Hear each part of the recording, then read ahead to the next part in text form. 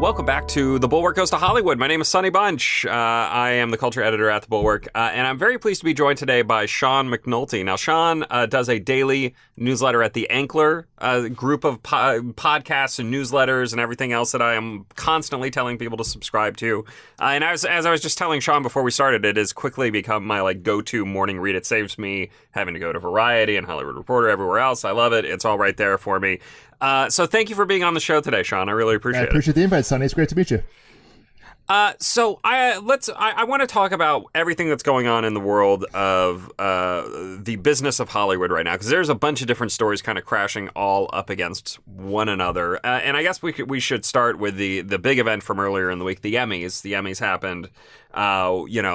Let's break down what actually happened at the Emmys and what it tells us about the state of I guess TV or streaming or whatever we want to call the content of stuff that comes, the flood of stuff that comes to our TV through apps and, linear and everything else right now. What's going on in the world of TV as seen through the lens of the Emmys? Well, not its most popular show, I'll tell you that right now. And that's the biggest takeaways, to my knowledge, honestly, to be clear, I flip between some Monday Night Football premiere and the Emmys, as maybe a few Americans did, but no mention of Yellowstone, which is the show most Americans watch, which was also not nominated. And, look, it's an artistic award. So as the Oscars do not reward box office, but in terms of cultural relevancy, there's the kind of disconnect in that, Succession won again for best drama series, but you're talking a show that maybe reaches, the numbers are about 1.6 million in ratings, maybe, on demand or streaming it goes up to 2, maybe 3 if you're being generous. Yellowstone's pulling in 14 million a week. So, again, it's an artistic award, but in terms of your question about relevancy to the public or why do people maybe watch the show less is because the show's on, Ted Lasso is probably the biggest ballpark hit out there of all the shows that are nominated.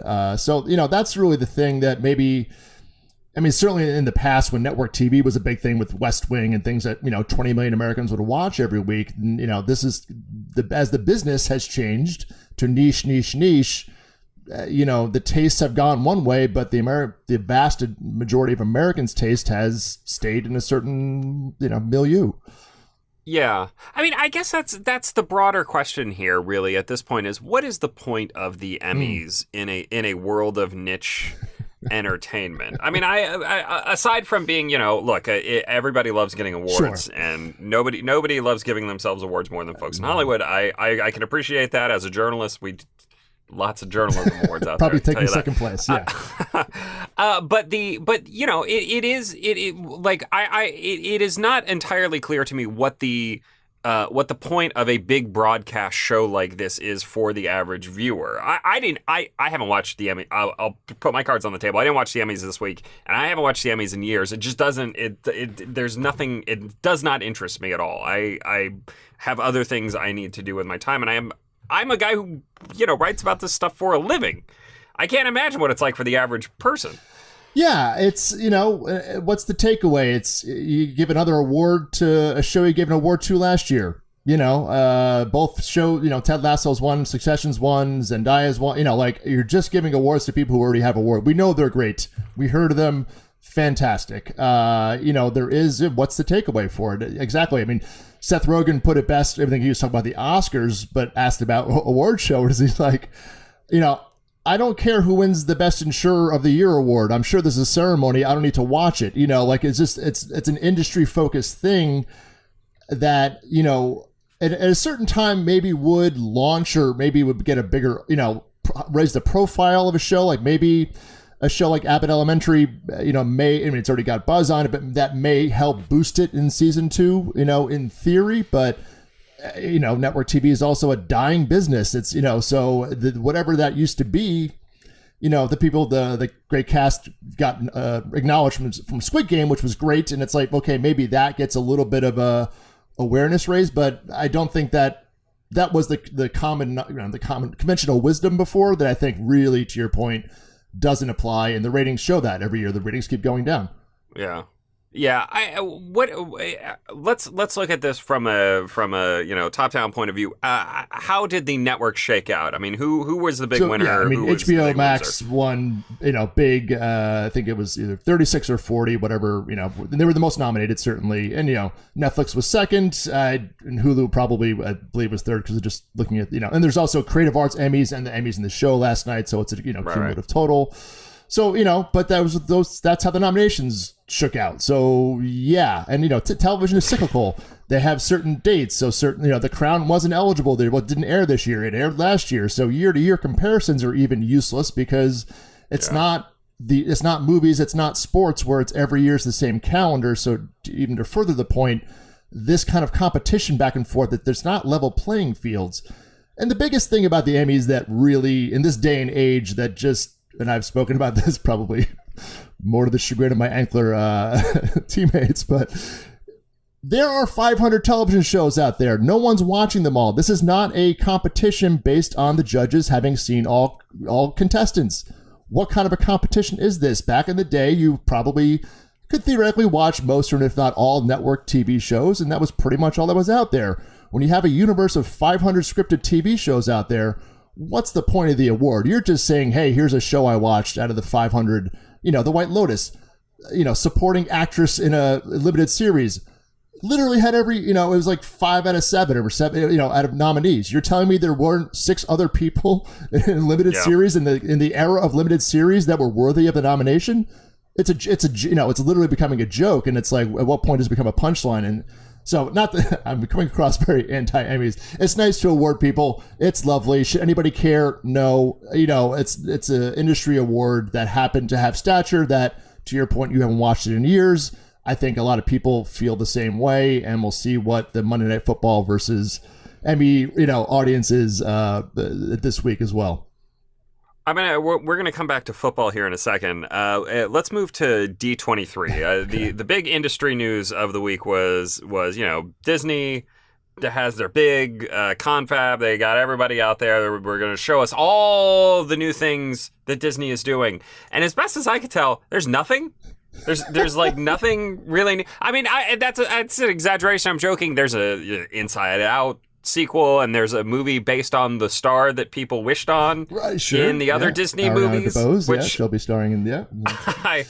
I don't understand that, but like, so what's going on? What are the big takeaways from Disney? What should we know from D23? Well, I mean, I joked in my headline for the Wake Up this week, on Monday was the 167 alerts you got about D23 put into one newsletter, because it's impossible to even keep track of this stuff. And the bigger question for me is what's the point? Like, it's, you have people in the room who pay, I think it was like either like $400 or $800, like a ridiculous amount of money they pay to be marketed, to go to this thing, the quote unquote, don't call it a cult, whatever that Disney's, it's like, it's a fan base that comes together to celebrate this corporation. Let's face it, it's a corporate, pep rally, so it's a very odd, unique to your thing. And what's the news? It's like, oh, there's Harrison Ford. Yeah, we know he's making a movie. Is there any? No, he's just coming out to say hi. Okay, great. It's a Comic-Con for Disney, which is essentially what the idea was. And they literally dropped 11 trailers in one day. If you're going to, which maybe the people in the room cared about, but in terms of general buzz, you spent essentially millions of dollars creating these trailers. And what's the rub here? Hocus Pocus 2 came out, which was when it was announced as a film, got a bunch of buzz. I've seen nobody mention, the trailer's out, because it just gets lost in its own morass of information. I don't understand, outside of a cheer section to make everybody feel great about Disney, what the larger, it's a lot of wasted capital. I guess we're all talking about it, which is sort of, we are because we have to, but does the public know about this? And, like, outside of the core Disney, people who are quite frankly going to see this stuff anyway, you have to win over the rest of the people who don't care about this stuff, so that's questionable to me. Warner Brothers famously, they just started DC Fandom. They canceled it. Like, they're like, we're not doing this anymore. And then we're going to have next weekend Tudum or whatever Netflix's however they pronounce that, their version of this happens next weekend. And it's like, this is going to be all over again. And I just don't know that there's I'm not baffled, but I'm questioning, I guess. Well, it's interesting. It's interesting. I've never heard it put exactly this way, or at least in such quick proximity to each other. But it really is like almost a microcosm for the unbundled world in which we live right now. It used to be all this stuff was at Comic-Con. You would have all this stuff at San Diego Comic-Con, and people would show up and they show their trailers, and there'd be the big Hall H events, and everybody would be like, this is what we're doing for the next year, hooray. And now you have like 6 of these different events, and they're all both diluted in quality, but also like filled with stuff. And it's just too much. Yeah, and look, Comic-Con was just literally not even 2 months ago. It was 7 weeks ago. Like, so it's just like back to back to back to back. What is, what are you winning? I don't know. And this is a conversation I've been having in my newsletter, which, and with the Ankler team on our podcast is, marketing. And it's like you're getting lost in the noise and you're not spending the money where you should be spending the money. As much as it gets derided, old-fashioned marketing works. There's a reason studios spend $50 million on a movie to market it, because that's what makes a memory. And I was talking a lot about the summer movie business this summer, where, the top 10 box office films versus the top 10 Netflix films, which get relatively no marketing budget behind it. You're not creating events in people's minds. What do you remember? I didn't see Elvis. I watched on HBO Max a week ago, but I remember it as an event of the summer of 2022. That's a big difference in people's minds and hearts. Let's talk about that for a minute, because on one of my other podcasts, Across the Movie Aisle, we actually talked about that this week. We talked about the in your newsletter, the breakdown of what the top opening weekends in the Netflix box office, right, quote unquote, hours watched. Yeah. What the top 11 movies there were versus the top 10 movies at the actual box office. And, from my POV, I had heard of, I think, 7 of the top 11 Netflix movies. I had only watched, I think, 3, maybe 4. Again, this is my job. I feel like I can't tell if I'm out of the ordinary in terms of seeing more than usual or seeing fewer than usual, frankly. I don't know. But with the movies, with the actual movies, I'd heard of all of them and I'd seen all of them. And I feel like that's a big difference. But most importantly, for a movie star, if I'm a movie star, if I am a person who relies on being a public presence to get cast and roles and to get big paychecks, why would I be in a Netflix movie, aside from the fact that I'm going to get, a $25 to $40 million payday to get, covering both my salary and the back end points, right? That's obvious. Look, I could turn my nose up at $40 million. Somebody comes to me and says, Sonny, right, I want you to be in this movie. But at the same time, you are kind of cannibalizing yourself. You are losing out on other instances in which you could be, again, boosting your public profile here. Is there any discussion about this in the Hollywood community about what the actual cost is in addition to the benefit? Yeah, I'm not gonna say it's a new phenomenon, but it's definitely one that people are becoming more conscious of. And I think, and that's why I wrote about it. And I got a lot of response from the Anklers, primarily an industry audience, and from the industry saying, this is a problem no one's talking about. And you've got people now, I still have to I wanted to research this more, but even someone like Will Ferrell has not been in a theatrical film with a proper marketing campaign. In 2018 with Watson and Holmes, whatever that comedy that did not do well, which didn't even get that big of a campaign. He's been in the Eurovision movie, which came out on Netflix. He was in The Shrink Next Door, which got a decent amount of love from Apple, but it's also Apple, not Netflix. Right. And his next movie is another Netflix movie, coming out with Ryan Reynolds at Christmas. And again, things I only know because I follow this stuff, but when was the last time Will Ferrell was on every TV ad on TV? When that's 5-6 years later, when he's, when you've been out of that point of view, that no one knows what the ramifications are, but look, you're only as good as your last hit, or as big as these films might be for Netflix, which yay, Netflix, as I said, Chris Hemsworth had 2 films that came out this summer. What's the other one? And he spent, as much as he spent making Thor, he spent 4 months, whatever, making this other movie, and it's time away, and it's you got a nice paycheck for it. But does the Chris Hemsworth brand benefit? It's no. And that's where I think that there's some, it's a new phenomenon. So to answer your question, I don't think this has been discussed too much, but I think stars are starting to catch on to this, that like as much as social media uses, for lack of a better term, people to, to feed their algorithm, they're no interest in promoting individual brands. They want, attention and time spent. Streaming services want subscribers and people just engaging with the product. They're not in the business of making stars. They haven't made any yet. I mean, there has not been a major A-list star to come out of streaming. Streaming's been very popular for many years now. Why is that? Because they don't invest in the star making process, which is marketing, which is the huge campaign, and that costs a lot of money. Well, I made this point very briefly on my other podcast, and I want to drill down on it a little bit here, because it almost feels like a predatory pricing scheme that Netflix is utilizing here. What I mean is this, right? Like, if you look at a company like Amazon, sometimes they will deeply discount something to get you to go there, and you're not buying it from a box store, so you're not going to the convenience store, whatever, right? And Netflix is almost doing the opposite of that. They're overpaying stars to come to Netflix, which deprives the theatrical model of the stars, which in turn destroys the theatrical model. But once that theatrical model is destroyed, those stars are not going to be able to get those $25 to $40 million paychecks from Netflix, because Netflix is going to say to them, well, what are you going to do? You're going to go make a movie for Universal? Good luck. Right. To enjoy half the amount of money, whatever, and it's like, it's back to our original. How is a star made, Sonny? Which is what Disney is going to be making a movie about.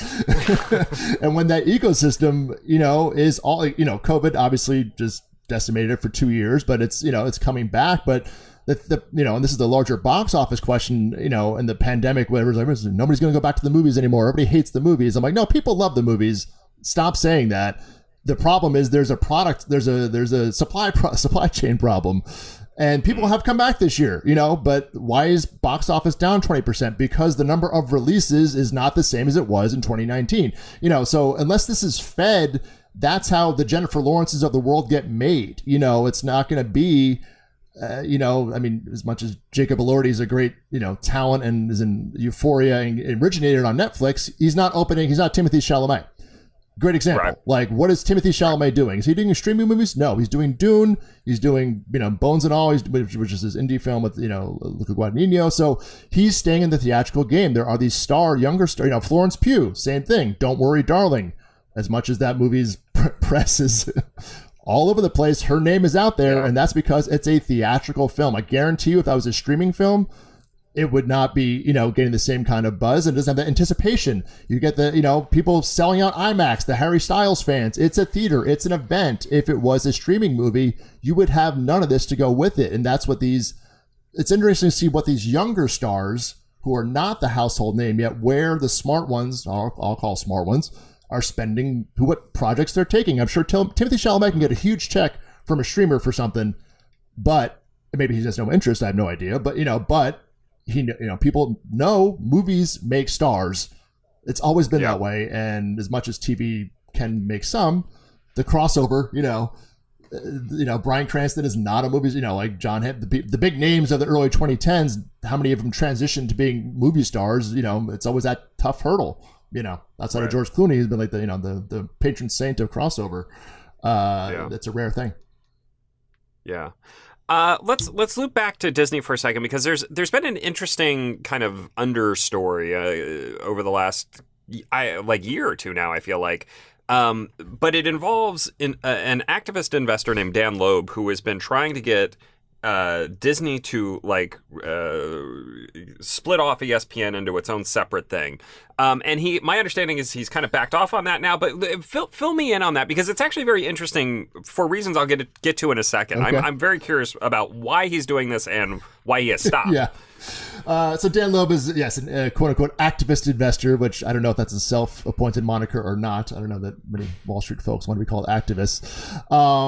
But it's kind of a classic, Carl Icahn, did this famously, where Dan Loeb's got a lot of money and he invests, he buys 5% of a company and then says, I want this to happen. And it's a way to, essentially it's a way to for him to make money, because then he can, he wants the stock price to go up on this news that he's out there, that they're doing it's a kind of a scheme in a sense. But so Dan bought a big chunk of Disney stock. It's not an ownership stock, but it's, not a few shares.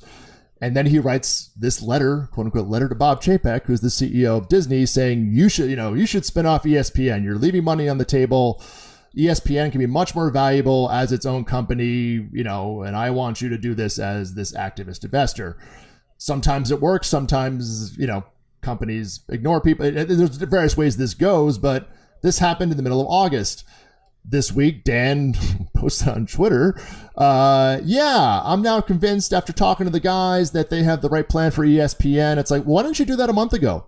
It's just, he just is doing it to get this press and I don't believe Disney stock has moved too much since he's, made his investment. And everybody was like, and what does he know about running ESPN? Quite frankly, he's looked at some numbers, but now he came back. Like, what if they had listened to him, and now he's saying it's a bad idea? Like, it's not a good look. And when he made that announcement, everybody's like, Dan, that's a terrible idea. Do you know how much ESPN would cost by its own? It's about $35 a month. The math's been done on this. Go ahead, yeah. And this is right, and this is what's interesting to me, because it has always felt like Disney is the secret moneymaker. ESPN is the secret moneymaker for Disney. ESPN, generates tons and tons of money off of the cable subs, that the affiliate fees, right, that cable companies have to pay to keep it on the service tiers where everybody can see it, and on top of that, all the advertising revenue. ESPN is one of the last places where you can get live sports. So, what were the Sunday Night Football ratings? It was 25 million on NBC. It was 23.4, right. 25 total with Peacock. Yeah, so huge numbers. Right. Yeah. So football is still a huge draw. ESPN owns Monday Night Football. But we don't actually have the numbers on that yet, because we're taping before. But they will probably be similarly large, relative to being on cable versus broadcast, whatever. But they will be big. And that's what I don't understand is you have one of the few places where people still have to go to watch live TV. They are still like the crown jewel in the declining but still very large linear TV market. Why would you spin it off? I don't understand. That makes no sense. I got nothing for you, and that was basically what the reaction to his letter was. Everybody. I don't know why he thought this was. And he's also saying, they can't be involved in gambling. I'm like, do you watch ESPN? They have shows devoted to gambling. I don't know, this kind of like, have you looked at ESPN in the past 5 years? It was just this, it was so bizarre, Sonny, that I was like, and everybody was like, I don't know what world, they're very involved in gambling. They don't have an ESPN branded gambling service yet, but they're gonna. And that's kind of what I think that his insight that he got over the last month was like, oh, you guys are already doing this, or I don't know, but that seems to be the thing that came around. And quite frankly, even that, the gambling services as is are not making money. Like there's FanDuel and Draft, these guys have been around for a while. I don't know that ESPN, the brand, is going to all of a sudden convince more people to gamble. Maybe they get a different edge of the crowd, but it's, Barstool, everybody's Caesars. There's plenty of competitors. If people want to gamble online, there's not a problem outside of legality in certain states. The problem is maybe there weren't as many gamblers as you thought there were. So I don't know if this is even the panacea that they all think it is anyway. But to your point, ESPN, the secret sauce of ESPN is that they make their money by people not watching it. Everybody subsidizes ESPN. It's the old CNBC, same business model. CNBC gets an average viewership of 300,000 people. Roughly 70 million people a month pay for CNBC. They don't know it as part of your cable bill. But without that subsidization, these services cost a lot of money, which is, you've seen this in certain sports markets. Nessun, which is the kind of New England cable network for the Boston Red Sox and Boston Bruins, they went OTT at $30 a month to watch the Sox and the Bruins. This is the real cost of sports that's been buried in the cable model because everybody's been paying for it, even though, yes, ESPN's popular, but maybe it's, 4% of cable subscribers watch ESPN on a given night, So that's the secret of it. And when you unravel that, it's going to unravel because of cord cutting anyway, and there is a problem looming. But to your point, it is the glue that's holding the cable bundle together. And that's the last piece, which I don't even know ever goes away. But the OTT answer is not ESPN. if you just want to buy ESPN, is going to be very expensive. And it's like, oh, I didn't know it'd be that much. I'm fine with the bundle, or whatever it might be. Right. I mean, this is I've hammered on this point again and again, but unbundling always sounds like a great deal. Everyone's like, "Oh, I only want to pay for what I use," but you just end up paying for this. You end up paying the same amount of money for way fewer options. Well, no one knows how much things cost. Like what I use, what you use actually costs a lot. You don't know that. Like that's what everybody's. I just want to pay for what I use. Oh, okay. Well, here you go. There's what it costs. And like, oh, maybe I don't. They think it costs a lot less in this. Social media, free news, like this, this online economy has created this like, oh, everything's so cheap. And it's like, Netflix was priced a certain way for years because they were loss leading. They were losing money. Yeah. Then they slowly raised the prices and now they make money, but Netflix is now $15 a month. So the real price of Netflix was $15. They were charging you $8 for a while as a loss leader. Disney Plus, the same thing. By the way, if you have Hulu, your price is going up in October by $2, and if you have Disney Plus, if you want to have the ad-free experience, it's going up by $3 in December. This is the real cost of Disney Plus. It's been around for 3 years, but it's not what it costs to be a business, and that's what everybody's slowly. Any deal that's good to be true probably is. Yeah. Let's talk, speaking of companies that are losing money, let's talk a little bit about Cineworld's bankruptcy. Because it's interesting and like kind of depressing to look at the filing from last weekend. Again, just like looking at the bullet points in your newsletter from Thursday or Friday, it was like, oh, they owe this much money to these companies. Oh, they owe this much money in leases. Oh, they don't actually own anything. Where are they gonna, what are they gonna use as collateral? So like I try to. This is another thing I try to explain to people, but like the theatrical business only really works if you have a steady flow of product, right? Because they don't own anything. You can't like. Regal Cinemas does not own the Regal Theater that you go to. They lease it. They're the biggest renters, one of the biggest real estate renters out there, and everybody knows when you rent an apartment or own an apartment, there are different economics involved in those things. It's cheaper. You don't have to buy the building, but you got to keep paying the rent. And when your business model goes down, that's a problem. I mean, look, the movie business has been, as old as dirt. It's like, how does it make money? Selling you popcorn and soda, not the movie ticket. So they need people coming in to buy the popcorn and soda. If there's less of that going on, which is what's been happening because there are fewer releases, I mean, COVID aside of whatever, that thing, but just even now the problem in 2022 that they're facing, they need people in the door, and if they're not coming in the door, they're not making money off of concessions, and they only keep roughly 40% of whatever, box office revenue, maybe up to 50 depending upon the splits of a movie. So when the Bullet Train opens to 30 million, Sony's keeping about 20 million of that money, and then the Regal and AMC and the Cinemarks of the world are keeping the other 30 to 40%. That's it. There is no other revenue stream here to like lean on if that isn't working. So when the supply goes down, or people at this month, September is this big, I've talked about it. I'm sure you've acknowledged it as well. This lack of even product coming in, and even A-list product or, high profile product, your rent is still due at the end of the month just because you're, the studios, which you don't own, and you have no say in how much product you're getting. They have no ownership. Cinemark has Cineworld has no ownership stake in the studios. Studios can do what they want. So you don't own anything. As you say, you don't own the movie. You don't even own the theater you're in. You're in a very dependent business on a lot of things that you can't control. And one of those things decide to change their model a little bit, you're stuck because you have these leases that you sign for 10 or, a movie theater. What else is this thing going to be? It's a lot of real estate to have. Right. So yeah, that's kind of where they're at right now. And that's why they're bankrupt. Well, I mean, that's the only advantage that the theater companies really have over the malls and shopping centers. What are you going to put in here? Are you going to put a Borders in here? No, I don't think Amazon's not expanding anymore, so you can't make it a warehouse. So, who else are you going to do? Like, the number of spaces that can occupy this footprint is radically shrinking. So, you're kind of stuck with us. Exactly. There was one note from your we're taping this on Tuesday. There was one note from your newsletter today that I just wanted to highlight very quickly because it jumped out at me as absurd. Focus Features paying $30 million for the new Alexander Payne movie. Right. I don't understand that. Okay. just as a business decision, how do you in this environment, how do they make that money back? They're global rights, so it's worldwide. Number one, it's not just for US. So remember that, which you can then. I mean, Universal Focus Features is owned by Universal Pictures, which is part of the Comcast organization.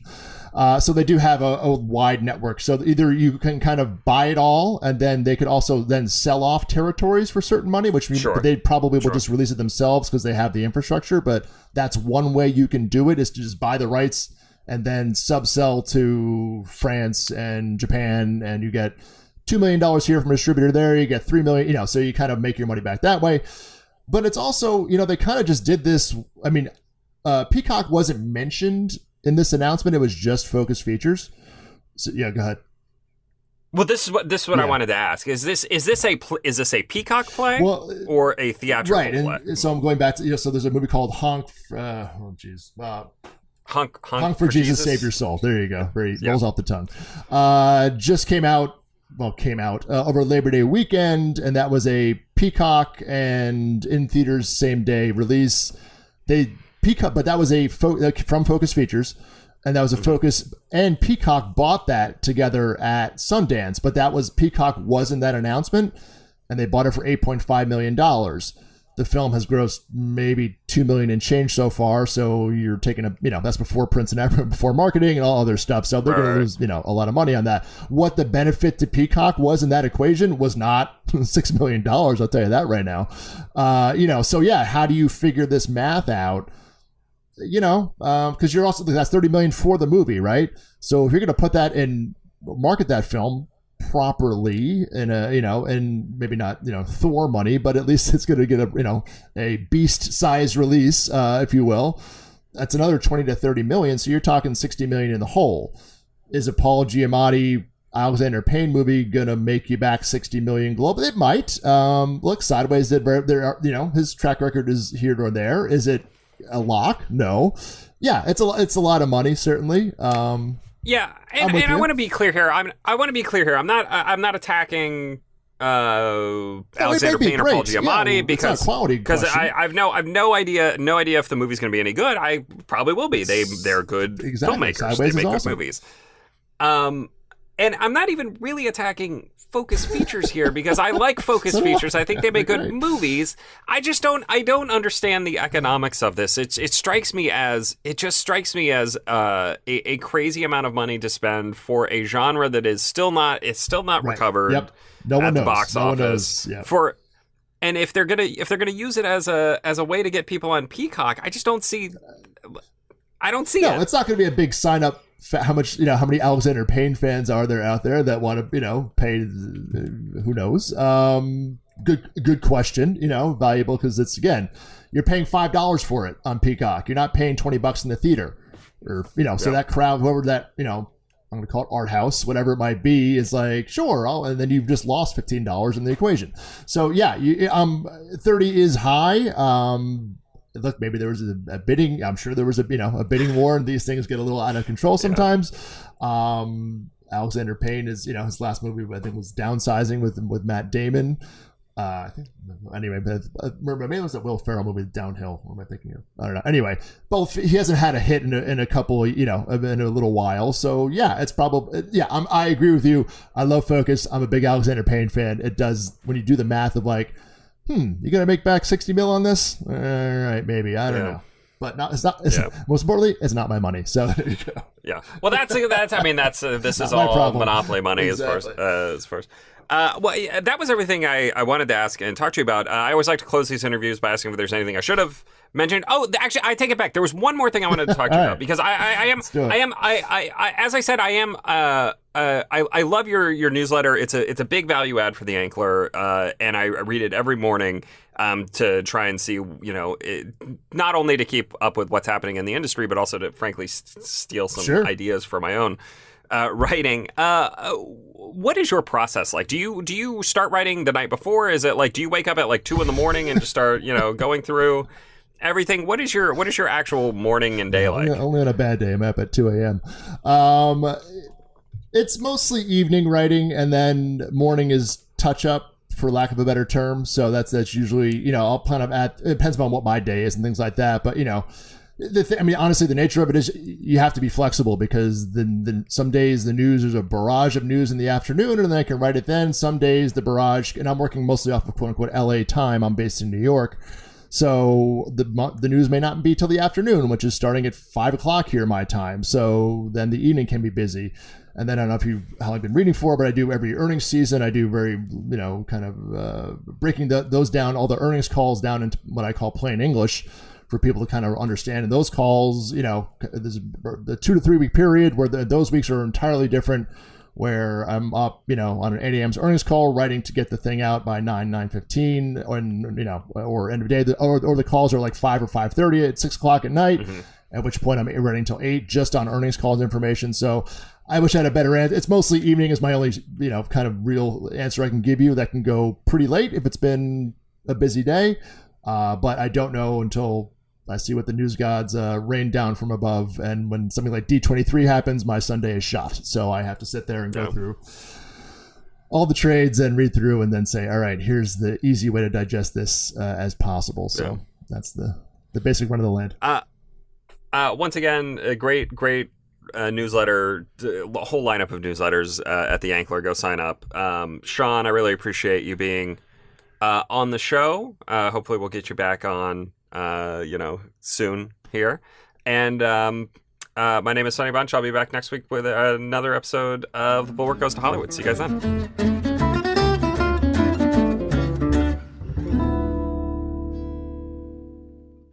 Dissecting politics with exclusive interviews, commentary, and humor. Useful Idiots with Katie Halper and Aaron Mate. So Addie Timmermans is banned from coming in contact with a chimpanzee at the Antwerp Zoo in Belgium. Part of what makes this complicated is that he was a pet. Don't be like, oh, it's harming his socialization. Like, that already happened. Honestly, they are getting in the way of their love. I mean, they haven't even gotten to second base. I don't think so. It depends how long the chimp's arms are, though. Useful Idiots with Katie Halper and Aaron Mate. Listen wherever you get your podcasts.